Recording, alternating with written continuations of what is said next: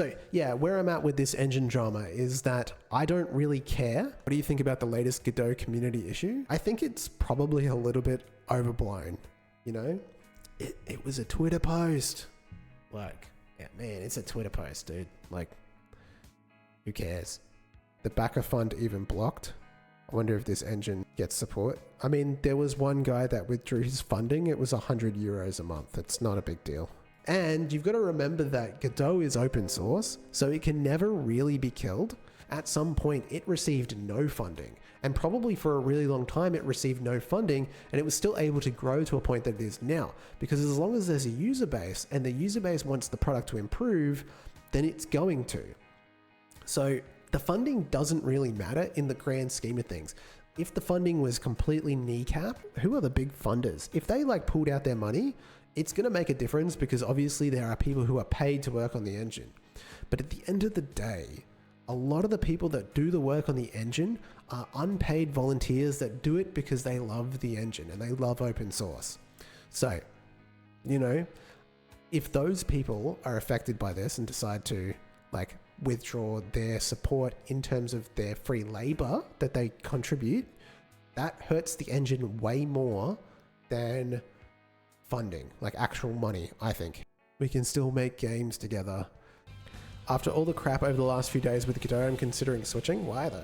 Like, what about the engine has materially changed?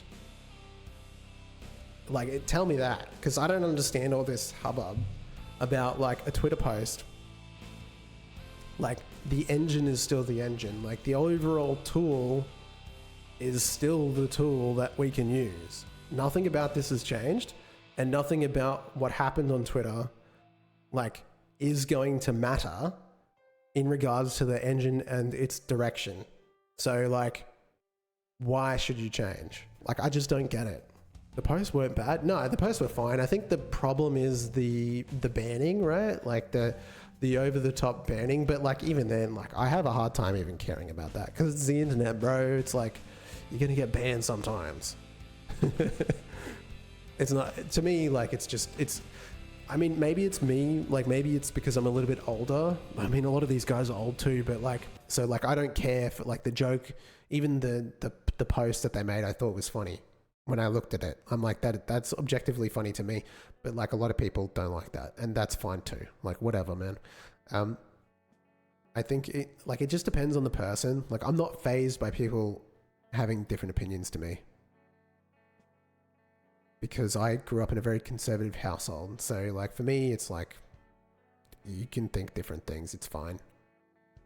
It's not gonna bother me. We can still be friends, you know? 100%. The thing is, I do not want to feel like I'm engaging with a political bunch. I just want to learn an engine. Well, that's fine. I mean, just turn Twitter off. You know what I'm saying? Because here's the thing, like, how often do you engage with the Godot community management team? Do you engage with people directly from the Godot foundation, right? Like, majority of the time you're engaging with other creators in either like places like this, Discord, or anything like that, where you're going to find like a diversity of different kinds of beliefs. We're obviously seeing that, like, it's split the community down there. So like, I don't think by like saying that you are participating in Godot that you're going to find a lot of people that are like sort of left-leaning, woke, you know what I'm saying? Like, you're going to find a lot of different kinds of people, and that's being proven by the fact that a lot of people were upset by that post. I don't know.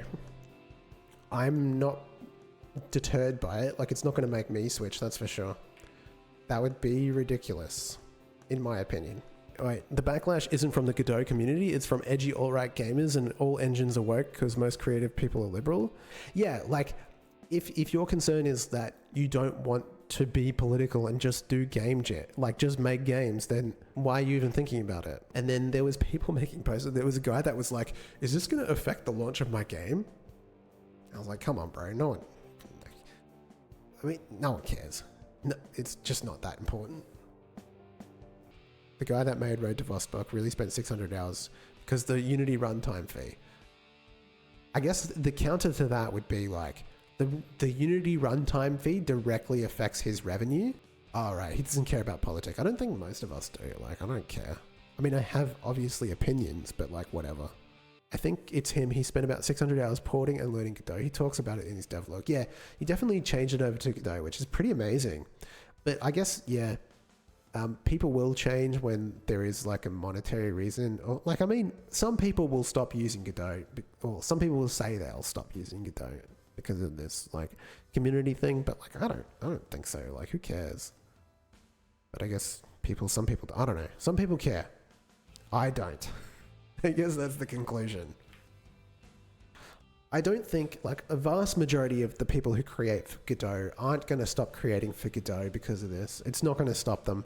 Like at the end of the day, like even if it is ported, like someone made Redo, like it's still Godot. So like the tutorials are still going to be relevant. I'm not stopping. I don't even think like I would be incredibly surprised. Like, is there been any high profile Godot creators who said they're going to stop making Godot tutorial content?